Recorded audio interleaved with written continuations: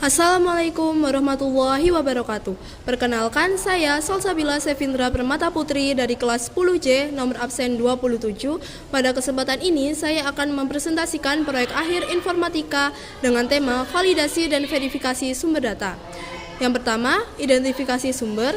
Sumber data utama yang saya analisis berasal dari sebuah artikel yang diterbitkan oleh cakaplah.com berjudul "Dipicu Medsos Kasus Gangguan Mental Remaja Naik 30% Tiap Tahun" dengan tema kesehatan yang diterbitkan pada Selasa 16 September 2025. Apakah berita tersebut benar? Mari kita cek dari validitas dan juga verifikasi. Untuk validitas, kita menggunakan 4 unsur utama. Yang pertama adalah akurasi. Dari segi akurasi, artikel ini terlihat cukup meyakinkan karena datanya merujuk pada survei Indonesia National Mental Health 2024, laporan BPJS Kesehatan, dan pernyataan seorang psikolog klinis yang dapat dilihat dari kutipan berita tersebut. Namun, berita tersebut tidak menjelaskan metode penelitian seperti jumlah responden atau cakupan wilayah survei. Oleh karena itu, tingkat akurasinya adalah sedang. Yang kedua, unsur relevansi. Untuk relevansi, seperti yang sudah disebutkan sebelumnya, artikel memuat data dari lembaga yang memang berkaitan dengan isu tersebut. Oleh karena itu, tingkat relevansinya adalah tinggi. Yang ketiga adalah unsur keandalan. Dari sisi keandalan, artikel menggunakan data resmi dari BPJS dan survei nasional yang dapat dilihat dari kutipan berita tersebut. Namun, absennya metode membuat kepercayaannya menurun meskipun lembaga sumbernya kredibel. Oleh karena itu, tingkat keandalannya adalah sedang.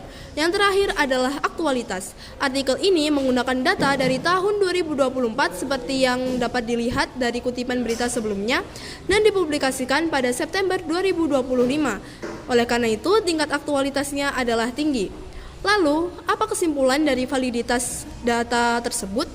Berita ini cukup kredibel, seperti gambaran awal, tetapi masih perlu didukung oleh sumber dengan metode penelitian yang jelas, agar tidak menimbulkan informasi yang menyesatkan.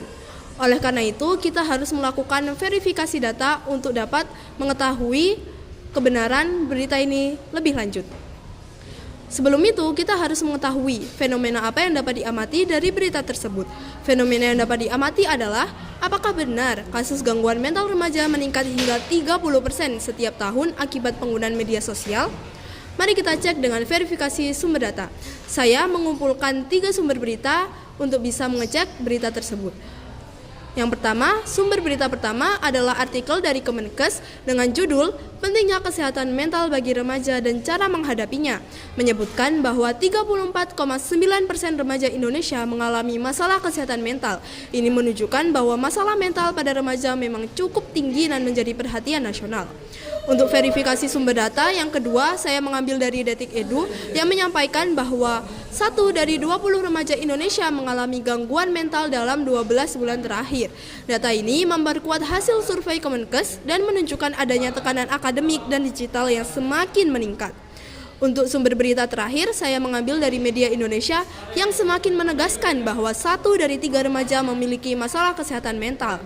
Faktor utamanya juga sama, seperti tekanan sosial, akademik, dan pengaruh media sosial.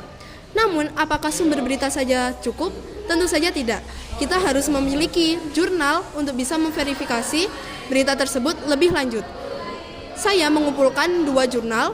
Yang pertama adalah jurnal yang dipublikasikan oleh Mendofora YM dan Mendofora MA pada tahun 2024 yang menjelaskan bahwa intensitas penggunaan media sosial berhubungan kuat dengan gejala depresi, kecemasan, dan menurunnya kepercayaan diri pada remaja, seperti FOMO, Fear of Missing Out. Dan verifikasi jurnal yang kedua adalah karya Akbar DKK yang dipublikasikan pada 2025, menyatakan bahwa media sosial berdampak lebih besar pada remaja perempuan dan korban cyberbullying.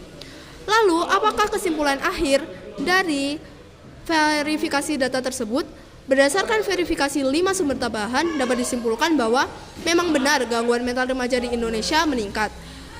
Namun, angka 30% tiap tahun dalam berita utama masih perlu pembuktian karena kurangnya informasi metodologis. Oleh karena itu, artikel bisa dianggap sebagian benar, tetapi tidak sepenuhnya didukung data yang lengkap. Sekian presentasi dari saya. Terima kasih atas perhatiannya. Wassalamualaikum warahmatullahi wabarakatuh.